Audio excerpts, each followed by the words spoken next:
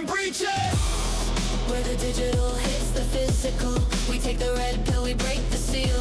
Infallible security, making it real. Bharat Mattaparti on the mic tonight,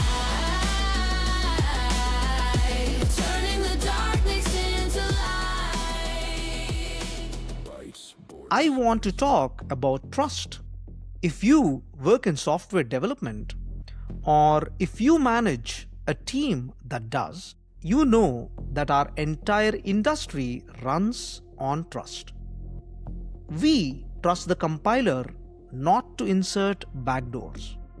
We trust the browser to render the page correctly. And most of all, we trust the package manager. When a developer types npm install to download a library, they are engaging in a massive act of faith. They are trusting that the code they are pulling from the internet, code written by a stranger, hosted on a public repository, is safe. We are not naive. We know the risks. We know that the open source ecosystem is the Wild West. So we use safety flags. We use commands like ignore scripts.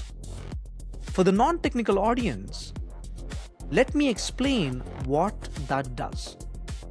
Many software packages come with install scripts.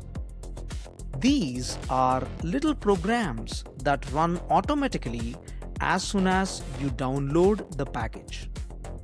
They are meant to do the helpful things like compiling code or setting up configurations. But they are also the perfect place to hide malware. So, smart developers use the ignore scripts flag. It tells the system, download the code, but do not let it run any scripts. Just give me the files. It is the digital equivalent of a safety catch on a firearm. This flag is our shield. It is the primary defense against supply chain attacks. But on January 27th, security researchers at COI revealed something terrifying. They dubbed it PackageGate. It is a cluster of zero-day vulnerabilities across every major JavaScript package manager: npm, pnpm, VLT, and bun. The vulnerability is simple and devastating. The safety catch doesn't work. Attackers found a way to bypass the ignore scripts flag entirely. They discovered that if they manipulated the package.json file in a specific way using a technique called manifest confusion, they could trick the package manager into executing the code anyway. This means simply downloading a malicious package, even with your shields up, even with your safety settings enabled, can execute code on your developer's laptop. It can steal your SSH keys. It can read your AWS credentials. It can inject a backdoor into the software you are building for your customers. I call this the placebo safety switch. And to understand why this is so dangerous, I want you to think about Jurassic Park. It is the perfect analogy for this situation. Remember the tour vehicles? The Ford Explorers? The tourists are sitting in the car. The T-Rex is approaching, and they look at the dashboard.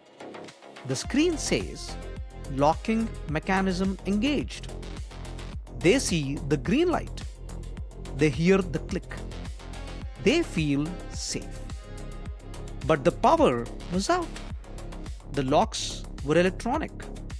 Without power, the locking mechanism was physically useless. The T-Rex did not care about the light on the dashboard. It did not care about the user interface. It opened the door anyway. For years, developers have been using ignore scripts, thinking the door was locked. We have been telling our compliance teams, it's okay, we use the safety flags.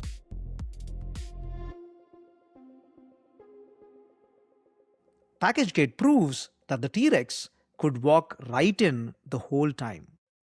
This shatters the trust model of the software supply chain.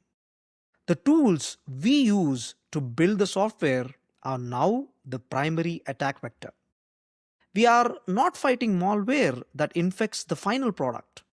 We are fighting malware that infects the assembly line itself. This is Bytes, Borders, and Breaches!